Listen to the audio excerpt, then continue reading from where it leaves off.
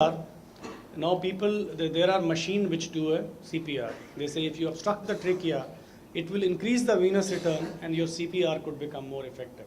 This is also a concept which is not put into practice, but this can be there.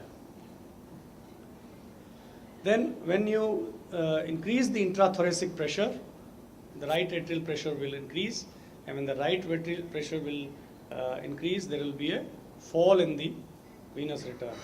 And when there is a fall in venous return, and there will be decrease in the blood pressure. That happens when you give a ventilation, positive pressure ventilation, there is increase in intrathoracic pressure. The right atrial pressure will rise. Because of the right atrial pressure rises, the venous return will fall down. Venous return falls down, the blood pressure falls, and you compensate this by giving a volume infusion. That's why it is said that nowadays in a ventilation bundle, you give a 250 ml of saline before you intubate, because many of these patients are fluid depleted, and once you ventilate, the BP always drops, and when you particularly give the opioids and sedative, this effect is much more. So it is suggested nowadays that you give 250 ml of saline before intubation, in a normal intubation also, to prevent this kind of fall in the blood pressure.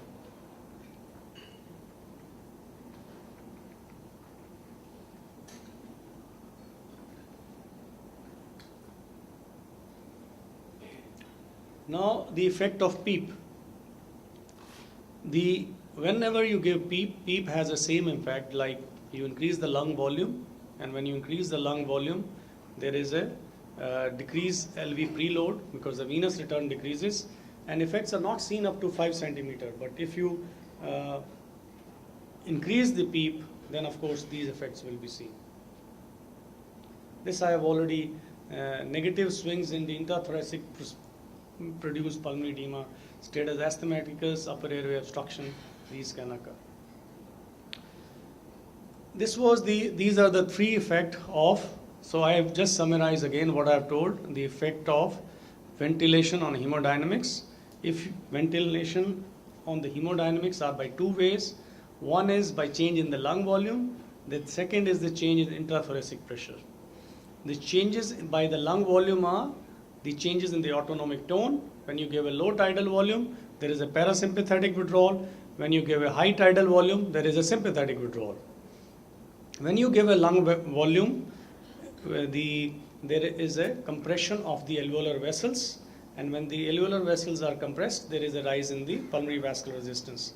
The extra alveolar vessels are dilated. Whenever the other method by which pulmonary vascular resistance can rise during ventilation is by in a normal person is when there is a hypoxic vasoconstriction. Then the other effect which I showed, the effect of the ventilation is by the changes in the intrathoracic pressure. Now just going a little bit into how these things are useful in day-to-day practice to understand the cardiopulmonary interactions. Spontaneous ventilation is an exercise. I mean, it's an exercise in a sense because there is a contraction of the diaphragm, there is a use of oxygen, there is a release of carbon dioxide, and this is an exercise. And the other thing which happens during ventilation, spontaneous ventilation, increases preload and LV afterload. And when you give a positive pressure ventilation, it decreases preload and it decreases LV afterload. You know, the most important two portion of a ventilations are when you put a patient on a ventilation, and the other is when you are taking off a patient from the ventilation. Rest of the heart-lung interactions are not much of a problem. If patient is spontaneous ventilating, he is quite stable. Patient, you set up the ventilator nicely, he is quite stable. But when you're trying to wean off a patient from the ventilator, and if he has a cardiovascular insufficiency, this can result in a weaning failure. There are a lot of studies which have shown that they had looked at the gastric mucosal pH. They said it predicts the weaning process. That's how, because suppose a person you wean off and he develops respiratory failure. He can develop respiratory failure because of various reasons, but one of them could be the development of cardiovascular insufficiency. If a person develops cardiovascular insufficiency, but what will happen? His respiratory rate would be very high. His oxygen cost of breathing is very high. So all his oxygen is being used by the respiratory muscles. And because of cardiovascular insufficiency, there is a very poor perfusion to the tissues. And there is a poor perfusion to the tissues, less oxygen is going to the other tissues, and there is increased extraction by the other tissues. So this concept was seen. They looked at the gestial mucosal pH. They found the people in patients who had a successful weaning, they did not have a fall in the pH. But in patients where there was unsuccessful weaning, there was a fall in pH. So probably patient who had a cardiovascular insufficiency, they had a failed weaning. Similarly, this was a paper by Jubran who showed that in COPD patient who could increase their cardiovascular function during weaning process, during when they were put on a spontaneous breathing trial, they succeeded. But in patients who developed cardiovascular insufficiency, when they were put on a spontaneous breathing trial, they failed. And she had looked at the mixed venous oxygen saturation. The mixed venous oxygen saturation did not fall in a patient who had a weaning success, but patient where there was a weaning failure, there was a fall in the mixed venous oxygen saturation. Mixed venous oxygen saturation is, you see the oxygen at the orifice of pulmonary artery. So what happened was that because of the low cardiac output, low perfusion to the tissues, there was a more extraction. So the oxygen which was coming back, the coming back through the veins to the heart had a low oxygen. So there was a low mixed venous oxygen in these patients. So potentially the reason why all mechanical weaning parameters are so poor at predicting weaning process, it is said that probably they do not consider the cardiovascular reserve in their determination. Most of the time you must have heard a weaning lecture that these parameters are there but they cannot predict. One of the main reasons is they do not consider the cardiovascular reserve in their determination. Weaning is a cardiac stress test. Patient when is put, if his heart cannot cope up, then the weaning will fail. So whenever you have a patient where weaning is failing, you must have a look at you must do an echocardiogram to see if this patient develops cardiovascular insufficiency. What we do in our ICU nowadays is we do an echo. We put a patient on a spontaneous breathing trial and have a look at the echo. If there is a fall in the cardiovascular dysfunction and you give this person extra diuretics and inotropes, you are able to succeed this process of weaning from the ventilator. So if you understand the heart-lung interaction, you can wean off the difficult to wean patients. So one of the other thing which is used if the person develops cardiovascular insufficiency, particularly if they develop the cardiogenic pulmonary edema, then you can try CPAP or BiPAP in these patients. So I'll just end here. Any relative increase in intrathoracic pressure decreases LV afterload, and abolishing negative swings in the intrathoracic pressure will also decrease the left ventricular afterload. I don't have time because we are going to stick to the time, so I cannot take the liberty of time. So basically, if you understand the heart-lung interaction, it can help you in managing lot of patients. So I have already told you that effect of circulation on ventilation is, if there is a problem in the heart, it can result in pulmonary edema and all its implications. An effect of ventilation on hemodynamics could be because of the lung volume, changes in the lung volume or increase in the lung volume, and changes in the intrathoracic pressure.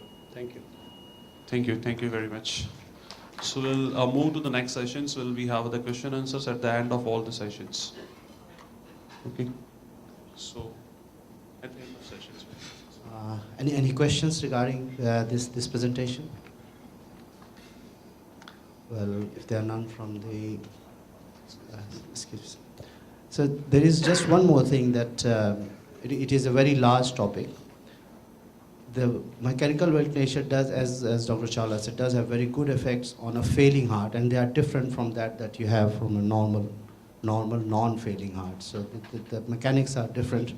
but it's a very large topic. So we'll move on to the next topic, and it is will be by Dr. Yes. Dr. Babu Abraham is he's a senior consultant at Apollo Hospital, Chennai, and is going to deal with setting up the invasive monitoring principles of a transducer, which are actually a very important thing if you are to sort it out yourself most of the times. Okay, Dr. Babu, thank you. Thank you, Chairperson. Okay, I'll go through this rapidly. I'm sure most of you know how this is being done. Okay, so why do we need invasive pressure monitoring? Okay. In the ICU, we need invasive pressure monitoring mainly because it's more accurate in our unstable patients. Okay, all of us saying, yeah, I've been doing my BP for last many years. Why is this fellow coming and telling me you need to measure it invasively? What do you think the frequency of our Korokov sounds are? About 200 to 300, 600 hertz. And we, human beings, what is our natural hearing frequency? 2000 to 3000 hertz. So the Korokov sounds are in the range where we are deaf. And we think that we are hearing the right sounds. Yes, maybe in stable patients we are. The second thing I would like to highlight is if you look at the American Heart Association recommendation, when we are checking our blood pressure, we are supposed to use the bell of the stethoscope to pick up low frequency sounds. What do? We are taught all through our life that we should use the diaphragm. So we are doing everything wrong and think we are getting the right values. So definitely in sick patients, maybe we should not use the steth. And like in one of the conferences that I attended recently, one of the speakers saying very soon, what is used to be our simple, the stethoscope is going to go away in ICU and we are going to hang an ultrasound probe around our neck. Maybe that is the way it's going to go forwards. Okay, so, sorry, it's not moving. The other important thing about invasive monitoring, it's continuous. Unlike measuring the blood pressure at intervals, invasive monitoring gives you a continuous, almost real-time BP measurement or any other pressure measurement. So we are able to manipulate our treatment second by second or minute by minute. I'm sorry. Okay. And the other thing is, during the day you'll realize that we can make use of these invasive measurements for deriving other hemodynamic parameters, which we can't do if we are using a manually measured pressure. So with these, I'll move forward. Okay, now what we need to know is the pressure wave is generated because of an interaction between the heart, blood vessels, and the thoracic pressure that Dr. Rajesh Chawla was talking about. Now this pressure wave, as it comes down our vascular tree, generates an energy. And what we are trying to do is convert this energy into electrical impulse and then change it into digital format to get onto our monitor. So the most important piece of equipment that generates this pulse pressure energy into electrical impulse is our transducer. And the transducer works on the strain gauge principle. Go back to your physics, and there are two types of transducers. One that it can be kept at the tip of the catheter, the other one which is kept outside the body but is connected to the catheter to a fluid-filled chamber. That's what we normally do. If you look at fortunately I don't have a pointer. If you look at the picture at the bottom, it shows a transducer which is kept over a catheter, and the wave comes along, and the energy generated by the pressure wave distorts the diaphragm in the strain gauge Wheatstone bridge, and that distortion of the diaphragm generates an electrical impulse. And it is this electrical impulse that is converted by our monitor from the analog to digital format by the microprocessor, and we see it as wave patterns on our monitor. So basically, without this little equipment called the transducer, we will not be able to transform the energy from the pressure wave into electrical impulse and then into the waveform that we are seeing on the monitor. So this is how it happens. If you look at the diagram, the arm with the catheter is connected to the transducer through a fluid-filled tube, and the wave goes along the tube, hits the transducer, creates the distortion in the diaphragm of the transducer, which is conveyed as electrical impulse to the monitor. The microprocessor in the monitor changes it into digital figure. So that's how the whole thing works.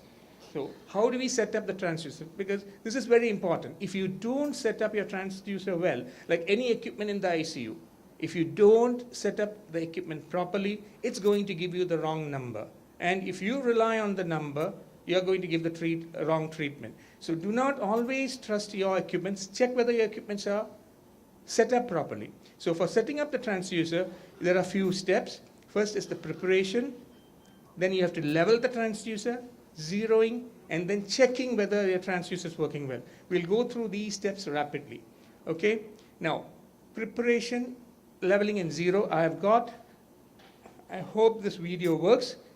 Completely plagiarized from Edwards,